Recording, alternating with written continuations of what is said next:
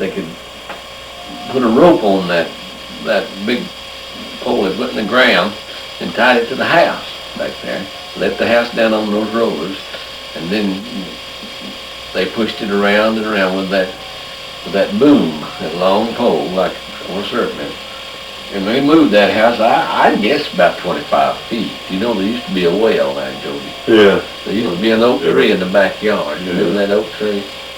Yeah. Well, now that's how they got the house. So it was an old board and batten house. And as I remember, it was an L-shaped house. But it was an old house, and it must have been built there several years before Mama bought this place. And another thing I remember about it, there's 2 or 3 things I remember about that area up there. Most of it I learned after I got a little older. I must not have been born long until we moved down here on the hill where Clyde and Pig's house. But it's really right, the house stood right where the old barn stands now. Grandpa built that. And Jimmy and I figured it must have been around 1910, and that's when, I think that's when they concreted the spring down there, started the spring in 1910. And we moved down to that place, but and Rance Williams moved into the place above the old house. And he had a boy named L.D. You remember L.D. Williams? Lake and L.D. and Charles, that's 3 boys. And he had a couple, 3 girls, and the youngest girl was named Bosky, and she was petted to death. I remember Bosky. And Lake, you remember when Lake won the A Model Ford? Mm-hmm. And that was something really special. Well, now let's see, what I was going to tell you, another thing I remembered, down beside the railroad, there was a red bank where they dug dirt out of the cut that the railroad went through, and the boys called that the Red Gall. You remember that, Jody? The Red Gall? I don't remember that. Well, you don't remember. But I remember nothing. Well, I'll teach you some things. LD and I used to go up there with Mama. Back then, the women would go stay all day. That's an expression you never hear anymore. Mama would say, we're going to go tomorrow and stay all day with Callie, or we're going to go tomorrow and stay all day with Leela, or we're going to go all day and stay all day with Miss Williams. She didn't call her Miss Williams, but I don't know what Miss Williams' name was. And we'd go up there and we'd stay all day, and LD and I would spend the day playing on those red galls. We'd make the railroad, we'd make highways, and all kinds of things. Another thing I remembered was the orchard. I remember that. Yeah, I remember that. I remember about 3 or 4 things in the orchard. There was an old barn stood there. And right this side of that old barn, there was a drake apple tree. Remember the drake apples? Yeah. Best apples in the world. They're little June apples, and the interesting thing, you never saw a worm in an apple back then.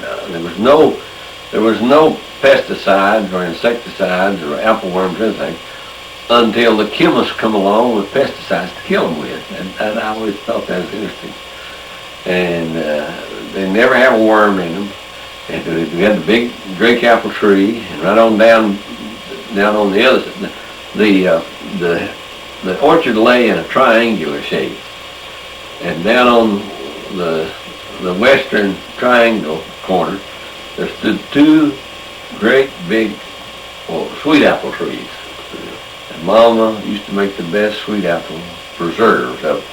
Now I've got here, right down in my yard, a descendant of those sweet apple trees. I got from Will Petit over here. And then there's another kind of tree. There was a big striped horse apple, yeah.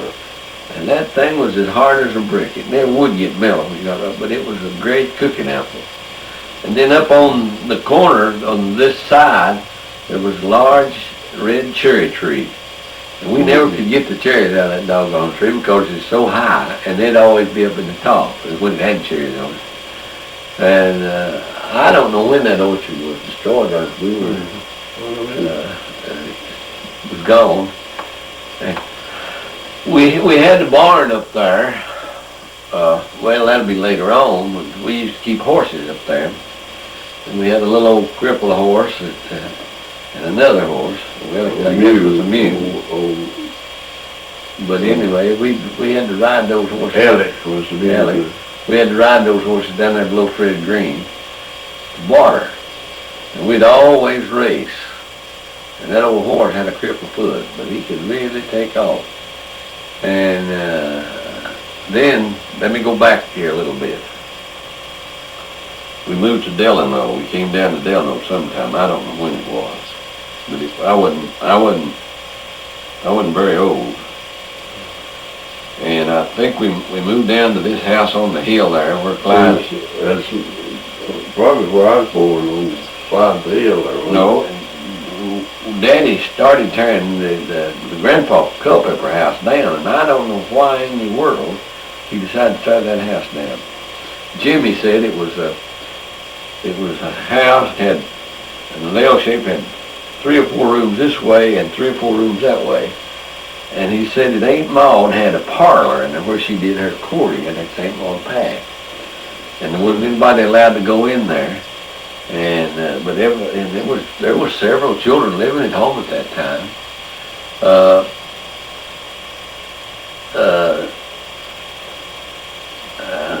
Let's see. Mama had married. See, Mama went to Mississippi. Well, Will Sarton came here to work on the Delano equipment. I think he poured the pillars for the water tower and all these. And there was also a planing mill down there that had these concrete pillars underneath. And there's scads of them on the dam down there below the pond. The pond broke one time, and they had torn down a lot of this equipment in those big old concrete blocks. They put that in and made a dam out of it, and there's 1 or 2 of them buried out there in our driveway. It's on this place when I bought it. And so, Mama married Will Sarton, and he got killed. Now this is where I need my date books in there. I've got the dates in there when he was killed and all. And then she came back here.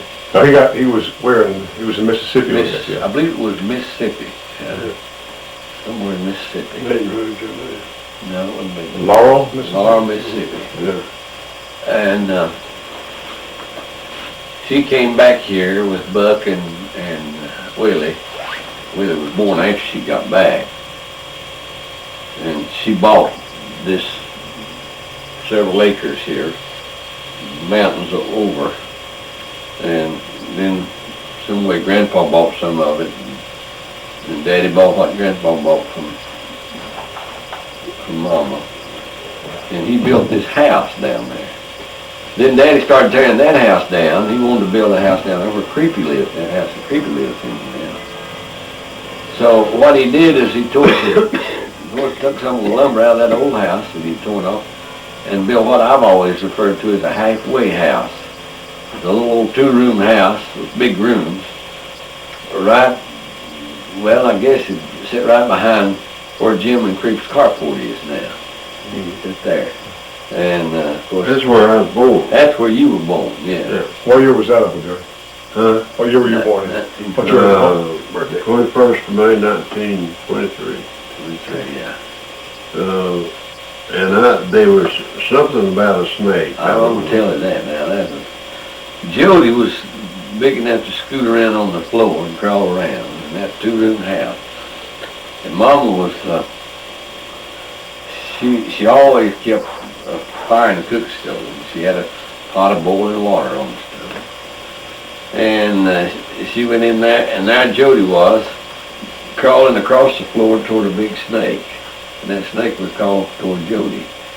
She grabbed that tea kettle, scalded that snake to death. They've always said it was a copperhead snake, but I'm not sure. Well, you know, spreading out snakes look a lot like copperhead. And she got rid of that snake right quick. But let's go back here to the spring now. I tell you what, let me interrupt just before we get to the spring. I heard a story once about how Grandma got back from Mississippi to Tennessee. I'm not sure I know that one. I thought you told me the story. I guess I did. But I think told it on the tape. I thought it was Uncle, your grandfather Culpepper, my great-grandfather Culpepper. Yeah, Went down the covered wagon and got her.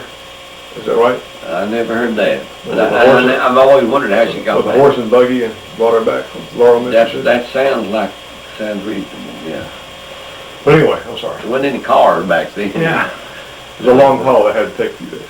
Yeah, I was a great big boy before we ever saw many cars around here. And I remember we'd be standing out in the yard and somebody see a car coming in. The car's coming, and we'd all run to the front yard to watch that car pass. And later on, somebody at one point would see an airplane go over and everybody, oh, our airplane's coming in. But anyway, she came back here. I need to do some research on that, of course. My problem is we waited till all the older folks died off, and we don't know a lot that we ought to know about our family. Well, You're talking about the spring house. spring I house. interrupted you again. The spring house was our refrigerator. It's been torn down. That's another thing that got away. And I don't know when it got away, but It's actually moved away from here. yeah. The spring house the spring had a pretty good outflow, and it flowed in a little ditch down, and they built that spring house over it, and we put our milk and butter and stuff in there, and we always had a pretty good supply, except from some people out in town would steal it. We had a lot of trouble with people stealing our milk and our butter. And also, if we came up a quick storm, and the branch got up, it turned the milk over, and we wouldn't have milk for supper. And that was a hard time when you didn't have anything like that. Because we just had cornbread and sweet milk. Well, And Daddy just got to eat 4 bites. yeah, Daddy would always sit, we had a big table with a bench behind it, and several of us would sit on that bench, and Mom and Daddy would sit on the side. Daddy sat at the corner, and he poured the milk. And every time he'd start to take a bite, well, somebody would say, give me some more milk, Daddy. Daddy said, I swear I'm not got to eat 4 bites. And I don't guess he has I know, probably. no. Another thing that I remember about the table, I just have to wander around and tell these things. That's right.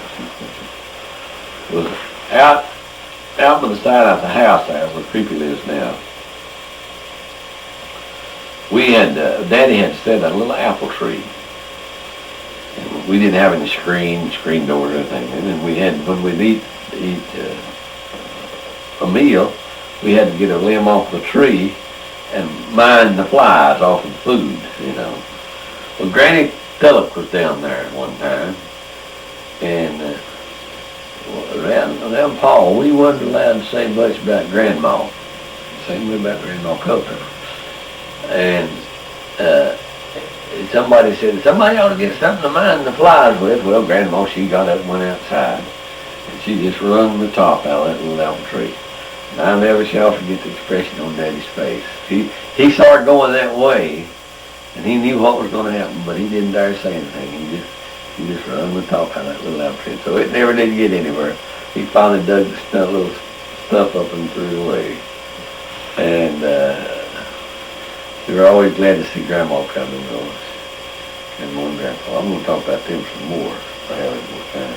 Back up just a minute. What about the meals? You said you only had milk and cornbread for supper? Milk and cornbread for supper, and onions. Every once in a while, some pinto beans. Pinto beans, yeah. Any leftovers from dinner.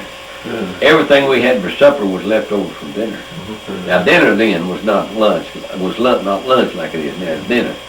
We used to have breakfast, dinner, and supper. What did you normally have for breakfast and lunch or dinner? Oh, for breakfast we had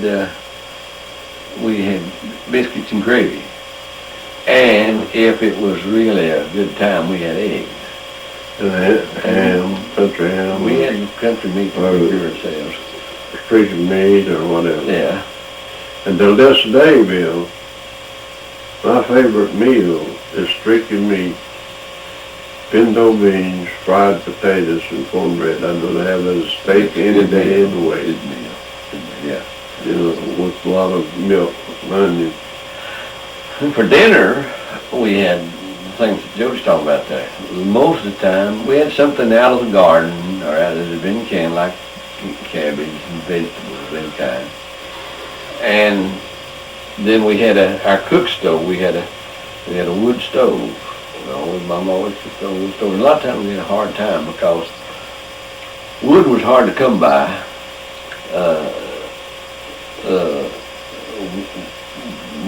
I remember the worst times when we had to use the old willow trees off the branch bank down there. They were that sorriest wood in the world. But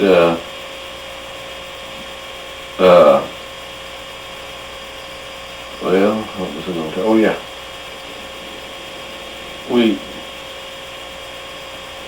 one thing I remember was we killed some hogs. Daddy had a certain time in the year that he killed hogs. I think it was the Tuesday before or after Thanksgiving.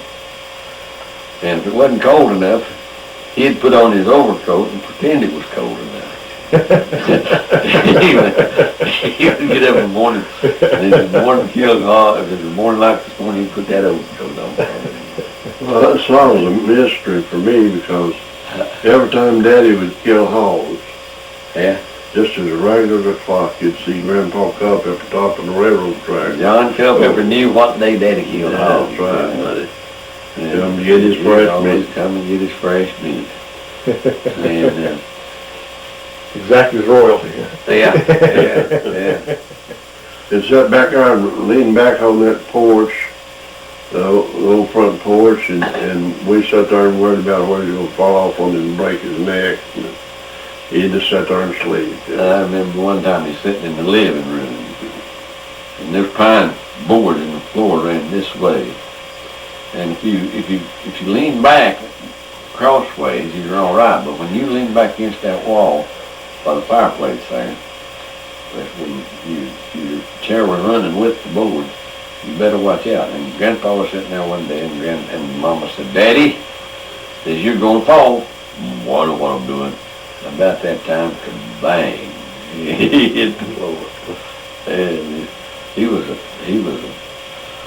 droll old fella. I can show you a picture here if I had it. Let's talk about our grandparents before we get into your childhood. Okay. He was a mail carrier, right? Who? Grandpa Culpepper. He was not? Oh, Yeah, mail carrier. Mail carrier, yeah. I thought you said he was military. Oh, no. He started carrying the mail in 1910, and I think it was 1925 when he quit. Because he told me that her daddy, Brian Nichols, told her that he asked Grandpa one time why he did not quit. He could have worked on till he was 4, 5, 6 years, and he could have retired. And he told him that he got afraid that he was going to die on the mail route. And that made sense because back then, the mail route was long, and the distance between houses, he went from Delano down to Patty, down in below Patty there. And there's houses far in between. Mm-hmm. And when we tore down, Daddy got the contract for tearing down the old Patty Depot. Was that Linsdale? No, it's not. Patty's down there below, you turn right and go down through Savannah.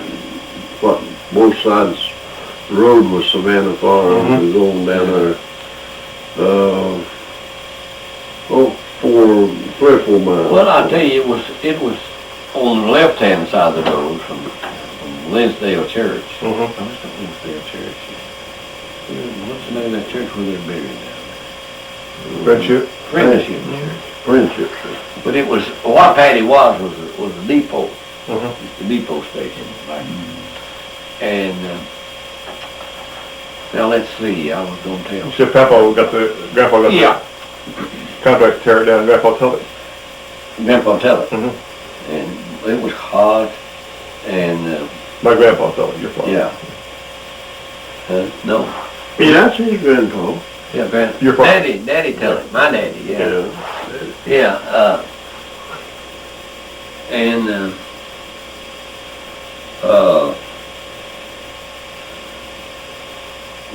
wasn't Nep Spearman? It's Clayton. We tore it down for him down the Yeah, house. hauled it over in a wagon. Yeah. But this fellow that lived by the depot, now what did I tell you his name was? But anyway, he'd come over there and he'd tell me tales about Grandpa Culpepper.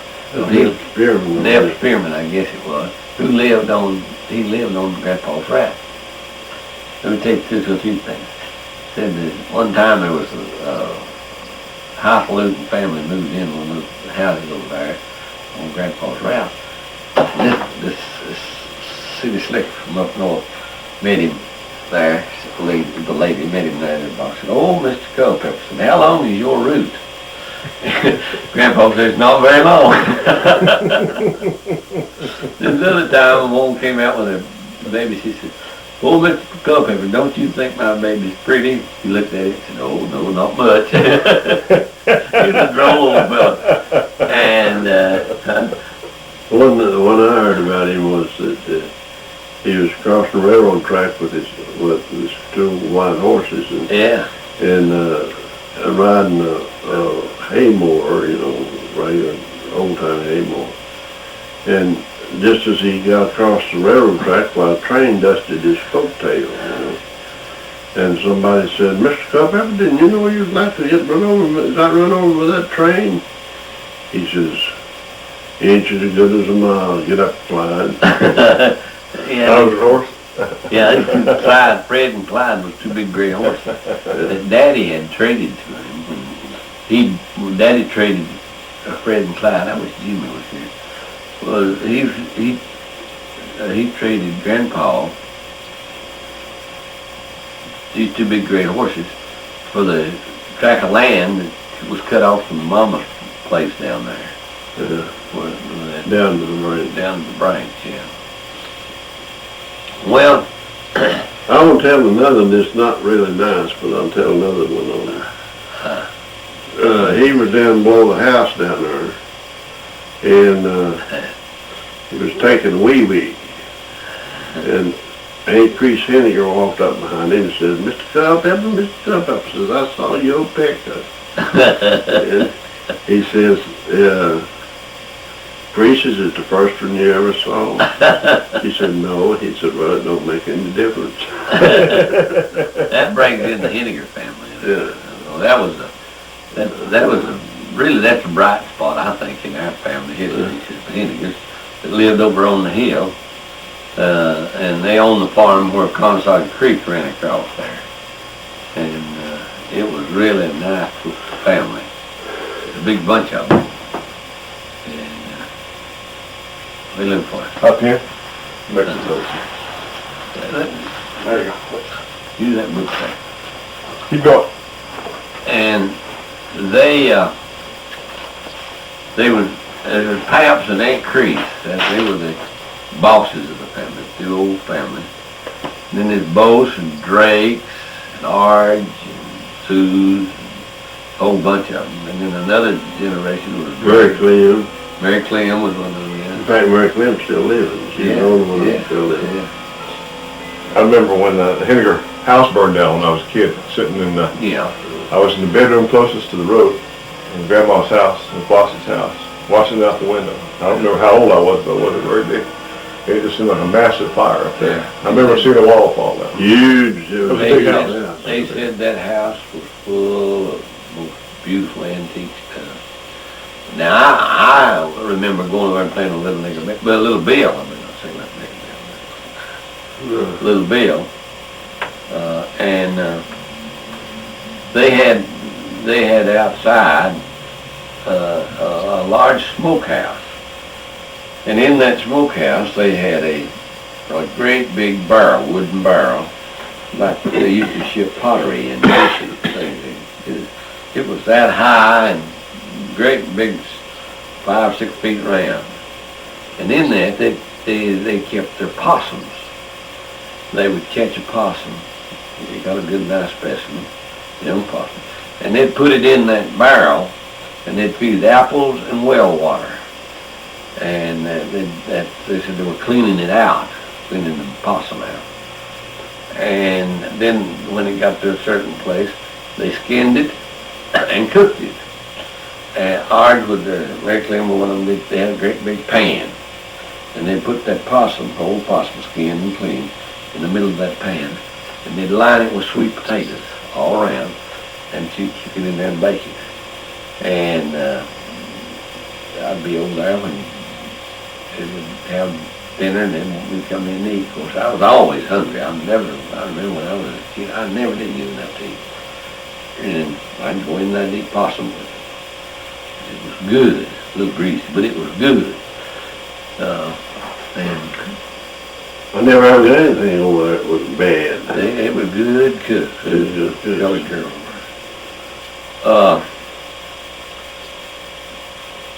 Well, I want to tell one, I guess you was probably trying to think the same thing. We used to go possum hunting with Grace and Little Bill and Charlie Simpson and somebody else. I forget who it was. oh, there's a bunch of them. And John Pack had swiped some crackers and peanut butter and some other stuff, and potatoes and all that from Uncle. And some tobacco too. Yeah, little chewing tobacco with him, you know. And we was over on the creek bank one day, and we'd go possum hunting, but we'd just let the old dog run, and they'd build up a big fire, and we'd eat, you know. Drake was the chief cook.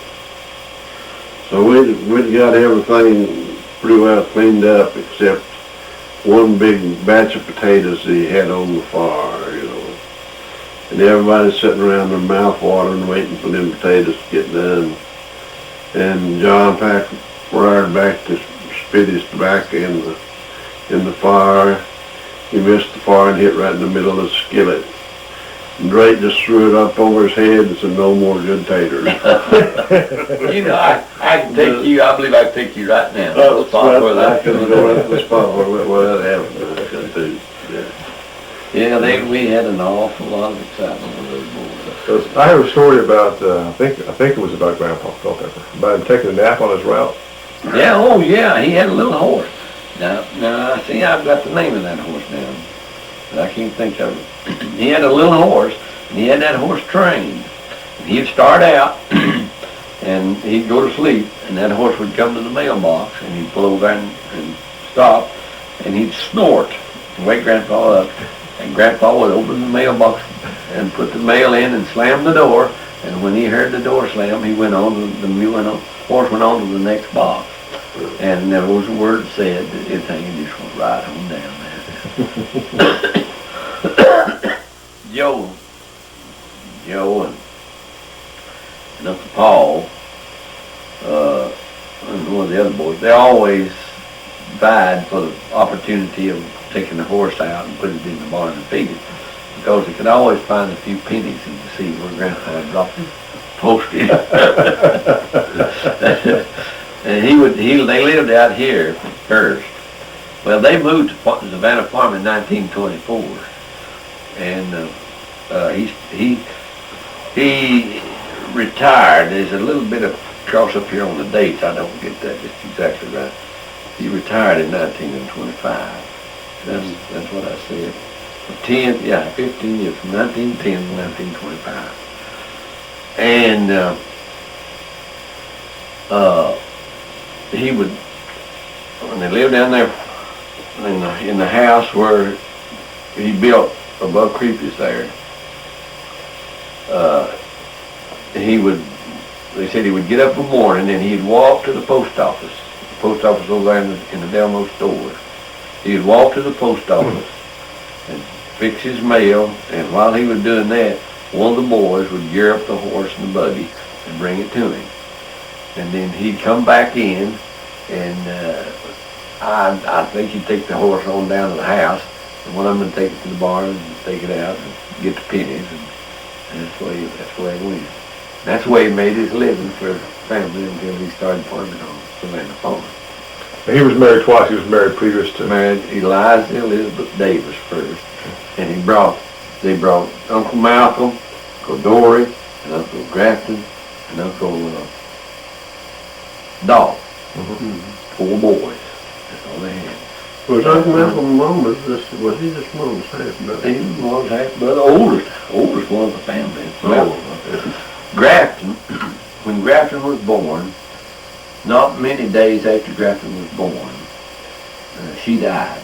The mother died. And she's buried in Friendship down there by those big cedar trees. First musical number. Mm-hmm. And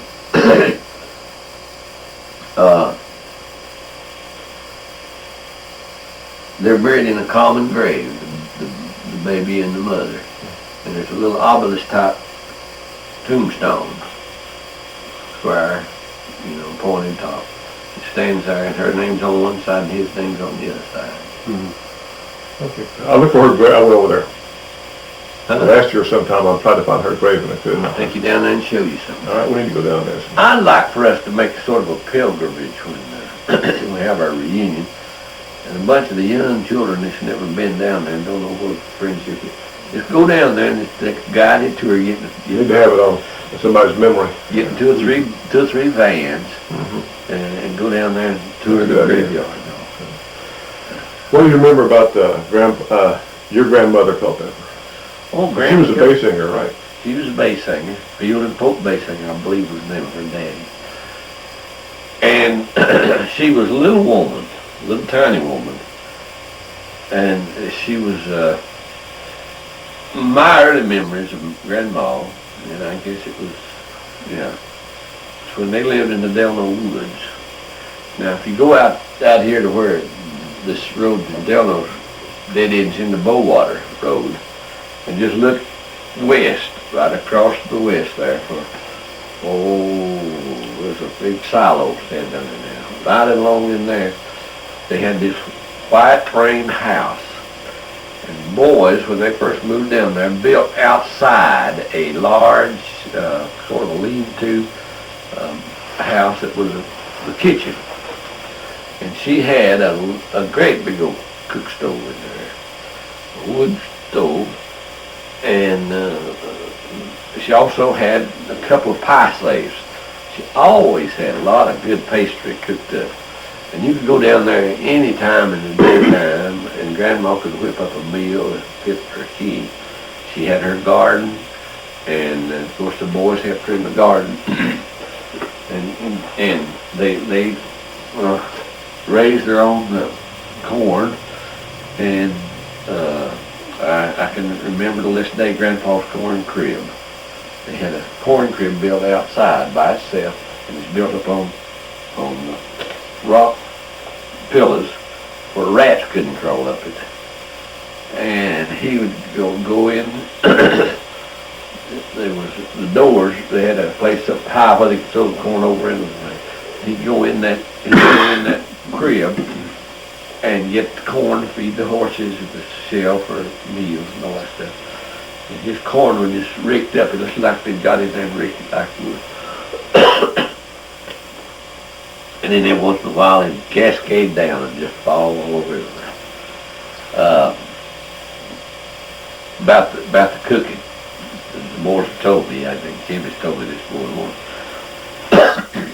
John Williams. John Williams was the farm manager in Back Benny Savannah Farm, and it was owned by the Wetmore sisters who lived in New York.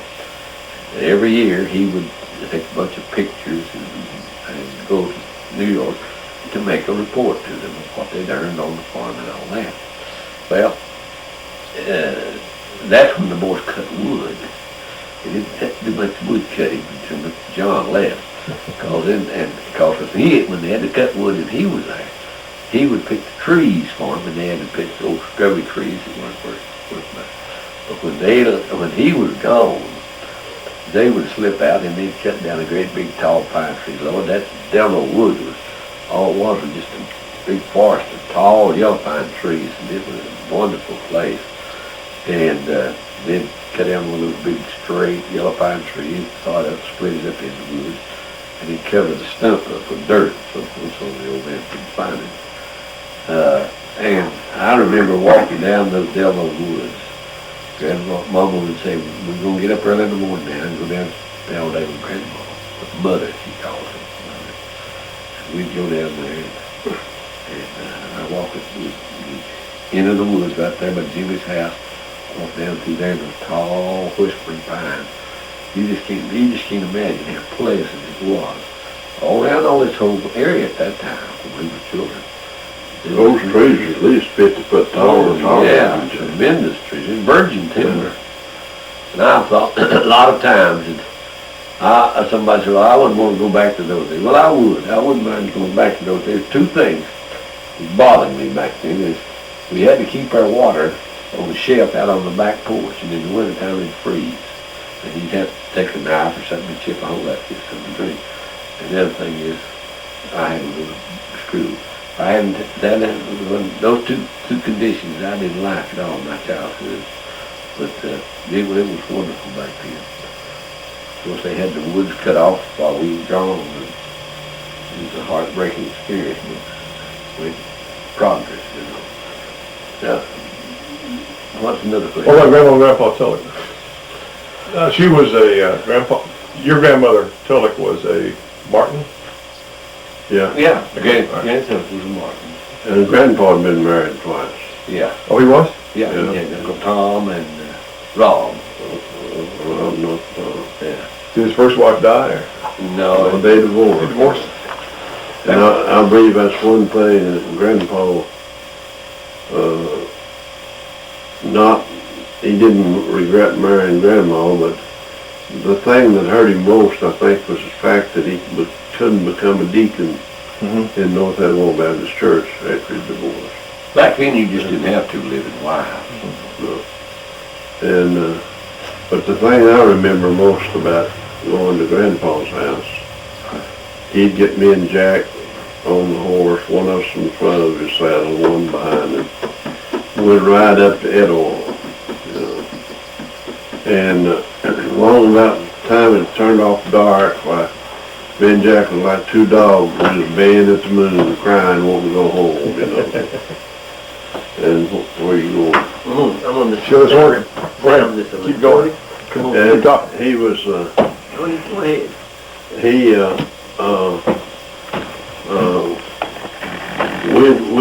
we'd start crying, you know, and poor old grandpa, he'd and them boys, don't cry, I'll take you back home tomorrow, you know. But the thing I remember most about going to grandpa and grandma's house, there's two things I remember. The things I remember most was, I don't care what time of the night or day you got there. It didn't make any difference if it was 3 o'clock in the morning or whatever. The first words out of grandma's mouth was, honey, have you had anything to eat? You know. Of course, we'd always tell her a lie. And the table was always covered with food, and the warmer in the ovens was always full of food. Yeah. And the old coffee pots. and they had an old coffee pot, which Uncle Jimmy still tells me that they had that when they lived out here at Delano, out where Dusty Newman lived. And he said that they invented drinking coffee because they kept this big 2-gallon pot on the stove all the time. Anybody in Delano or anybody come by wanted a cup of coffee, they went into Grandpa's house, poured them a cup of coffee, drank, and went on their way. Yeah. They didn't have to. Said the door was open all the time. Jimmy told me that. I bet. And it's right out here. He ran a livery for the At the mill. south. Yeah. At the south. Ran that livery station. But anyway, another thing I remember was that when nighttime come, Grandpa would sit down at the old organ, that old organ right there, and he'd play a song, sing a song, read the Bible, and say a prayer, and we went to bed. And another thing I remember about him, and of course I've got a poem written about that,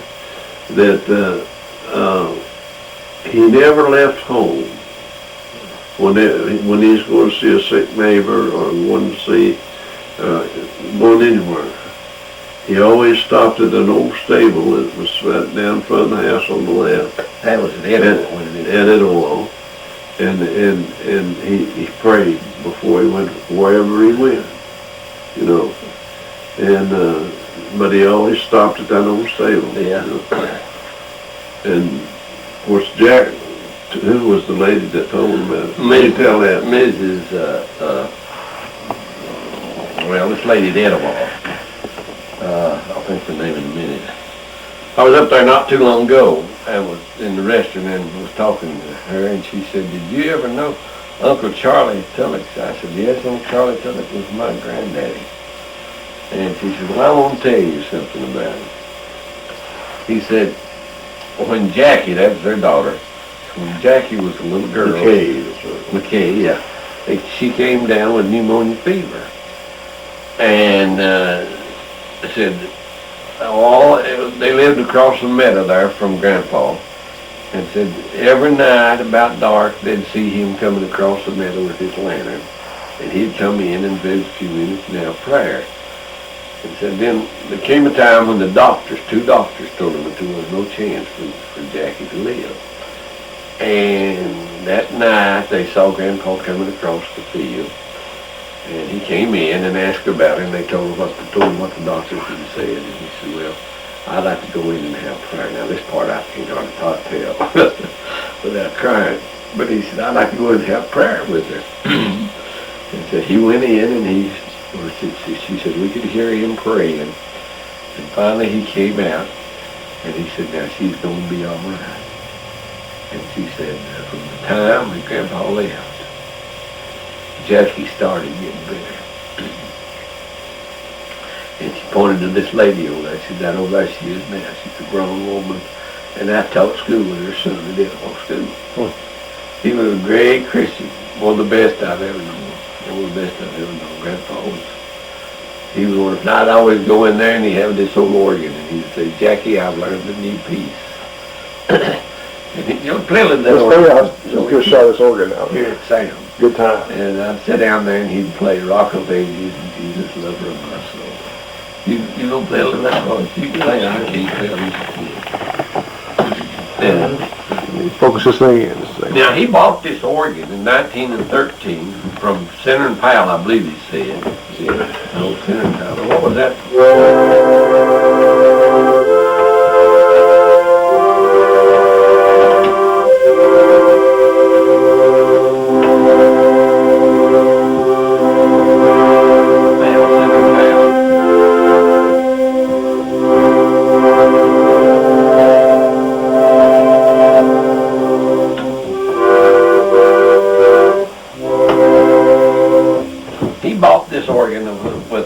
Along with the rubber-tired buggy in 1913 from Powell Hardware Store. And after Grandma died, this organ was his constant companion. He would sit and play it for a long time. And he could play it. He could play a little better than Jody could play. Well, I hadn't practiced it. Yeah. I wish I could play it. I can't play it. You gotta pump it. And, yeah. Then we had it completely reconditioned, and somebody said, "Well, why didn't you have it electrified?" I said, "Didn't want it electrified. It wasn't electrified when I got it. It wasn't electrified when Grandpa got it." So I just exactly like, and all the inner works has been replaced on it now. Mm-hmm. And there was something else I want to tell you about Grandpa. Well, I can't think now what it was. I'll tell you one thing. Oh yeah, let me tell this before I forget. When he lived out here in the big barn, I was just a little shaver. And my first night away from home was out there. I went out there and I was having a good time. There's Rhodey and there's Maud and there's Sophie and most of them were at home. And I was having a good time because they just petted me. Little Jackie he was the love of their life, and I was having a good time. And when night came, I began to want to go home. It wasn't long till I woke up a good cry. Now, you have to remember, at that time, we lived down there in the hollow where Creepy lives now, and at that time there was no road out here. Just trail, what was a wagon road, I guess, and it was always muddy and everything, and I thought Grandpa would take me home, but he couldn't take me home. he couldn't carry me down through there. And he kept trying to reason with me that he just couldn't do it. He says, Jackie, you'll just have to spend the night.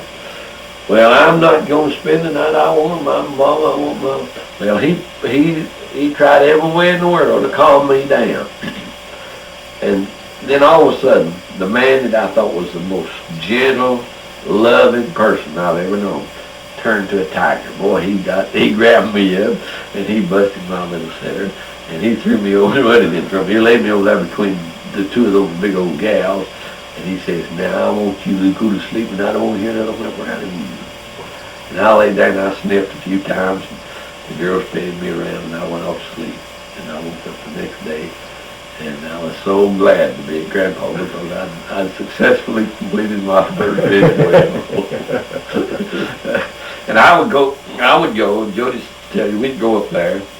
One time I prevailed upon Mom and Dad, let me spend the week with Grandpa. Well, and Daddy was working in the shop. Dad said, well, I'll take you up on Monday morning and come back and get you on Friday. So they did. He took me up there, and I spent the week with Grandpa. And Grandpa was friendly, and Grandpa was busy plowing gardens, and a little horse and a sled, and one horse turner and a drag hire on the sled. And I'd hang on to the back of that sled, and he'd go out, and he'd go up to these houses. You need your garden plowed? Why, yes, Uncle Charlie. Well, I'm just be glad to. And he'd plow their garden and charge them 50 cents or so. And I would sit around under the shade trees and watch him plow. Sometimes I'd get up and pick me up a bunch of red worms and feed them to the chickens. Coughing myself, giving that off. And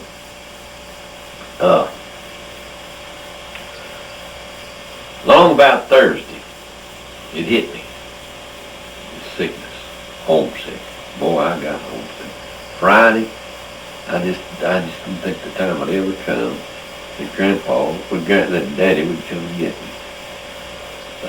I know there used to be a big house set across the branch there on the other side of the holler where Grandpa lived.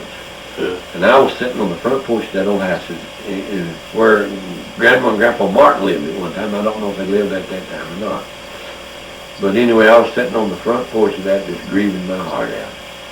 Eventually I heard that A Model Ford come suddenly around the house. And Daddy got out and says, come on, son, it's time to go home. That was the sweetest word that I ever heard.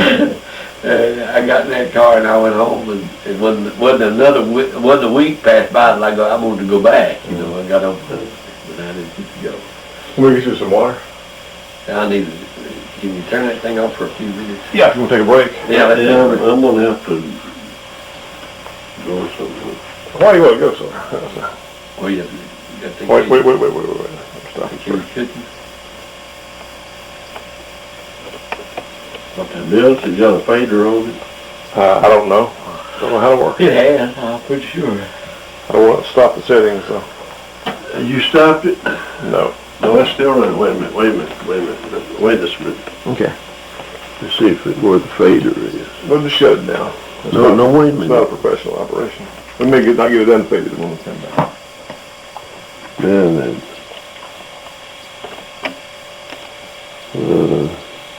stop. This red one. Stop it on that button in the front there, on the handle. Oh, yeah.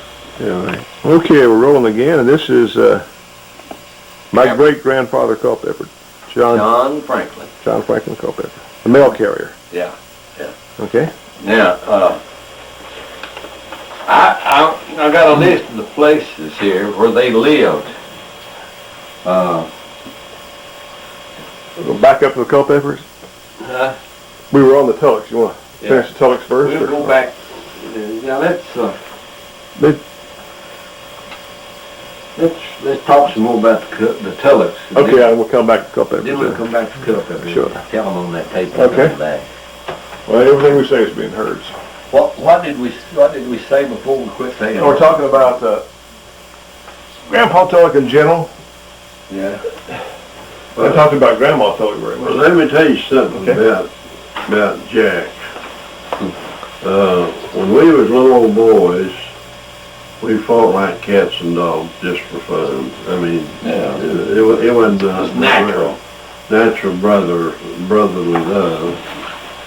And we got a little sister, Betty Jo, that, bless her heart, she had a school picture and her springy hair and all that, and we used to make fun of her and do everything, catch her in the outhouse and rock it and do all that kind of stuff. But the one thing that I remember, I used to fight about everybody in town. You know, I was the rabble rouser, and that's where I got the name Jody.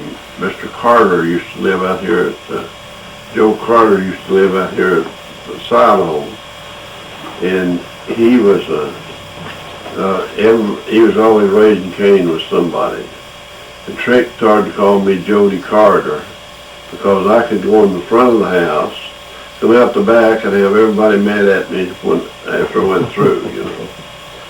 And Bill Culpepper, now this is true with my hand up, as Wendy Bagel said. Well, we wouldn't disbelieve you. But anyway, Bill Culpepper, they used to come over to our house. There was 8 of them and 10 of them, about 8 or 10 of us. And there was kids all over the floor, you know, at night.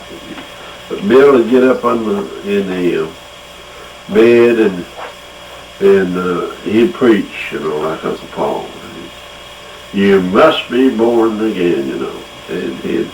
But he could whistle, man, he could whistle like a bird. And I thought, well, my name was Bill. I could whistle just like him, you know. And this is, like I say, with my hand up, as Wendy Bagel said, this is an honest to goodness truth. And they call me Doonser, which I hated. Called what? Doonser, you know. Doonser? Junior or Doonser or whatever, you know. And I hated that name with a purple passion, you know. And they got to call me Jody, and I loved it, you know. But I didn't know, Bill. Now, this is honest goodness truth.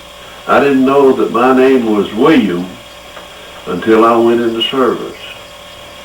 See, I was W.R. Tullock Jr. Everybody called Daddy Roy, Broad. Clarence called him Mr. Goodrich, or, you know, or something like that, see. And I didn't know till I went in service that my name was Bill. But anyway, right down the road here from Jack's place, the Smars lived. Kurt and Bud and what was it? Oh, Cat. Cat, yeah. And Kurt and I was like Cassius Clay. I whooped up on him, but I never did whip him, you know. And I never will forget, we got out here behind the store and had a fight one time, and I just drug him all over the place with the hair of his head, pulled out half his hair and everything. But every time I'd come out through here, I didn't make it. If I was going to the store, he was ready to fight. It didn't make any difference. So Aunt Sophie and Uncle Red lived over across the railroad track from us, and Aunt Sophie wanted me to go to the store and get her some soda and Uncle Red some golden grain tobacco. That's what you rolled your cigarette out of back then. And she gave me 3 eggs to take to the store to get it with, you know. Back then you could take eggs or chickens and trade them to Hammonds, and, you know, yeah. So I thought, well, I'd come out to there, and I knew if I come up to Kurt's house that we'd be in a fight. There wasn't no way around. So I cut across the back of these houses. There used to be a trail back of the houses and went straight over to the store over. So I cut across the hill, you know, hoping I wouldn't see Kurt, you know. And Kurt was out in the front yard. He hollered, hey! You know, and here he come, running. But I knew that the eggs was broken. There was no way to get away from it, you know, that the eggs was going to be broken. So he wanted to fight. So I just hit him across the head with that poke of eggs, and he was just one big old egg yellow. he went home crying. And for years, I never told him. So I charged the tobacco and soda to their account, Hammonds, and I guess it's 10 years or longer that I never did tell them that I broke those eggs. You know. And I told him till I don't remember where he's living now. I think he's living up in Maryland. And Uncle Red, when he got tickled, he just lay down and roll, you know. And I told him about me busting those eggs over old Kurt's head and charging it. And he said, Professor, that's the funniest thing I ever heard in my life. He always called me Professor. And he just laid down and rolled and laughed, you know. But old Kurt, I never will forget him. Them eggs, all over that white head, and, you know, run down on both down his back and everywhere else. And what do you do about the cost of the soda? well, I just charged it to their account. They never did know the difference. See, back then, everybody had an account with Hammond. Yeah. You know, and but anyway, that's one thing. Jack always I always outweighed Jack about 10 pounds when we was growing up, you know. And of course, I never ever forget, he had some kind of fever. I don't know what it was or something. Had pneumonia. Pneumonia or something. And his hair turned just old, cruddy brown. It looked like it was going to fall out any time, you know. It did fall out. And ended up falling. Uncle Roy Payne got a new pair of clippers. And he told Jack, and he whenever he cut his hair, he'd come back just as curly as it could be, you know. I don't see that light flashing. Yeah, it is. Yeah, okay. Anyway, he told Jack that it'd come back as clear as it, you know, as curly as it could be.